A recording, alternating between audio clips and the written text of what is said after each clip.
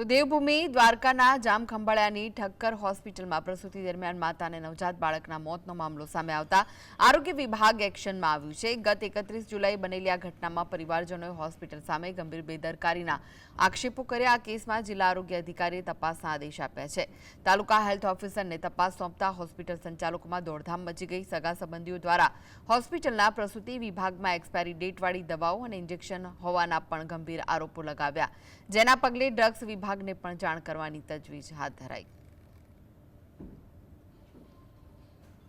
પ્રસૂતિ દરમિયાન એક માતા મરણ અને એની સાથે સાથે એક બાળકનું મરણ પણ થયેલું છે, જે ઠક્કર હોસ્પિટલ ખંભાળિયા ખાતે થયું છે 31 તારીખે।